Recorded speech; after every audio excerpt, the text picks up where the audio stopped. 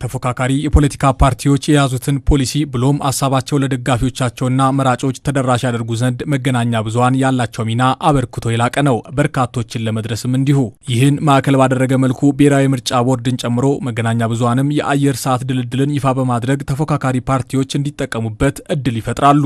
በአየር ሰዓት ድልድልና በሚዲያ አጠቃቀም ረገድ ስድስተኛው ጠቅላላ ምርጫ በበጎ መልኩ የሚነሳ ቢሆንም ተፎካካሪ የፖለቲካ ፓርቲዎቹ እድሉን ከመጠቀም አኳያ ክፍተት እንደነበረባቸው ይነገራል። በዚህ አግባብ የኢትዮጵያ ዜጎች ለማህበራዊ ፍትህ ኢዜማና የኢትዮጵያ ሶሻል ዲሞክራቲክ ፓርቲ ኢሶዴፓ እንዴት ተጠቀሙት? የሚዲያ ስትራቴጂ ኮሚቴ ነበረን።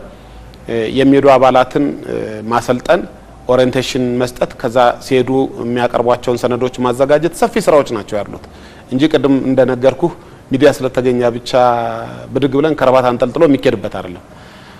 ስለዚህ የተመደበልንን የሚዲያ ድልድል ምናልባትም 100% ሊባል በሚችል ተጠቅመንባቸዋል። በስድስተኛው ምርጫ ኢሶዴፓ ሰዓቱን አሟጦ ለመጠቀም ነው የሄደውና እንደው በጣም ዴድ ሹር ሆኜ በእርግጠኝነት ባላወራ ሙሉ በሙሉ ሰዓታችንን ተጠቅመናል። በቋሚ ለዚህ ስራ ብቻ የተመደበም ሰው ሁሉ ነበረንና እንዳይዘለሉ የሚከታተል ስለዚህ ኢፌክቲቭሊ ነው የተገለገልንበት። ስድስተኛው ጠቅላላ ምርጫ ተፎካካሪ ፓርቲዎቹ ሐሳብና ፖሊሲያቸውን ለዜጎች ተደራሽ በማድረጉ በኩል በሚዲያው ምቹ ምህዳር ተፈጥሮ እንደነበር የሚያነሳው የነጻነትና እኩልነት ፓርቲ በበኩሉ የተሰጠውን እድል አሟጦ ከመጠቀም አንጻር ውስንነት እንደነበረበት ያስታውሳል። ምን ጊዜም እንደሚያደርገው ምርጫ ቦርድ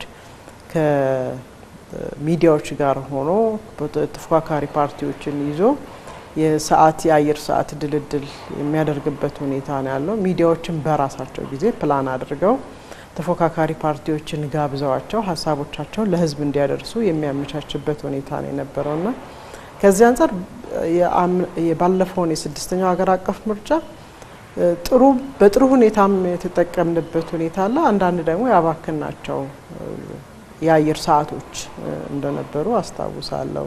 በሰባተኛው ጠቅላላ ምርጫ የሚዲያውን አውድ ለተፎካካሪ ፓርቲዎች ክፍት በማድረግ ሐሳባቸውንና ፖሊሲያቸውን እንዲያስተዋውቁ የድልድል ሂደቱ በቅርቡ ይፋ ይደረጋል ተብሎ ይጠበቃል። በዚህም የሚደለደለውን የአየር ሰዓት በሚገባ ለመጠቀም ከመቼውም ጊዜ በላይ አስፈላጊውን ዝግጅት ማጠናቀቃቸውን ነው ፓርቲዎቹ ለፋና ቴሌቪዥን ያረጋገጡት። በጣም እናገኘው ሰዓታችን ሪዘናብሊ እስከ ምሽቱ 4 ሰዓት ባለው ጊዜ ውስጥ ሰዎች ማዳመጥ በሚችሉበት ጊዜ ውስጥ ከወደቀ በጣም ይጠቅመናል ብለን እናስባለን። ግን በየትኛውም ሆነ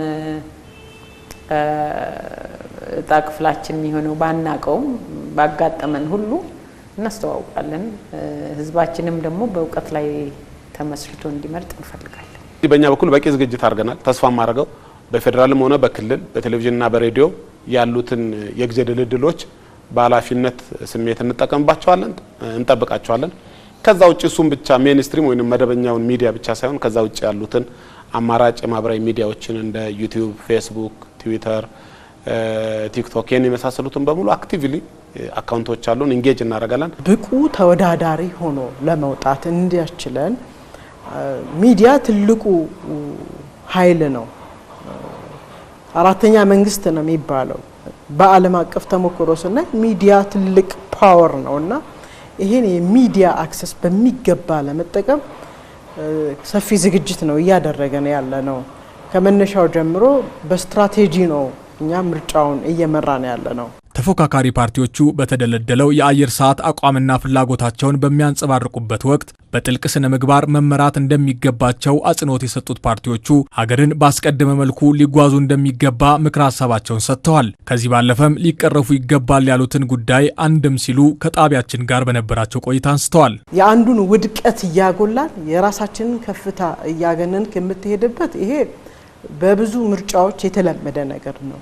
ግን ይህንንም ያለፈበት አካሄድ ብለን ነው በእኛ የገመገምነውና ያለኝን ሐሳብ የተሻለ ነው ብዬ ለዚች ሀገር ይጠቅማታል ብዬ የምለውን ሐሳብ በትክክሉ ለህብረተሰቡ እንዲደርስ ነው ማድረግ ያለብኝ። ስለዚህ የምናቀርባቸው መረጃዎች የአንድን ሀገር አጠቃላይ ማህበራዊ ሴት ባከበረ እንደ ህዝብ ያለንን ፍላጎት ባከበረ ይልቁንም ደግሞ በመከባበር ላይ እንዲመጣ የምንፈልገው ነው የሰለጠነ ፖለቲካ በሚያሳይ መልኩ እንድንጠቀም እንጠብቃለን። ሚዲያዎች ሰዓቶችን ሲሰጡን እንደው ከምሽቱ 4 ሰዓት በኋላ ባይሰጡን ምክንያቱም እስከ 12 ሰዓት ድረስ ሰጥተውናል። ከምሽቱ በቃ 4 ሰዓት ጀምሮ እስከ ሌሊት 12 ሰዓት ድረስ ከ5 ሰዓት ከ6 ሰዓት በኋላ ማን ነው የሚያየው? በሰባተኛው ጠቅላላ ምርጫ ዜጎች እውቀት ላይ የተመሰረተ ንቁ ተሳትፎ እንዲያደርጉም ተፎካካሪ ፓርቲዎቹ ጠይቀዋል።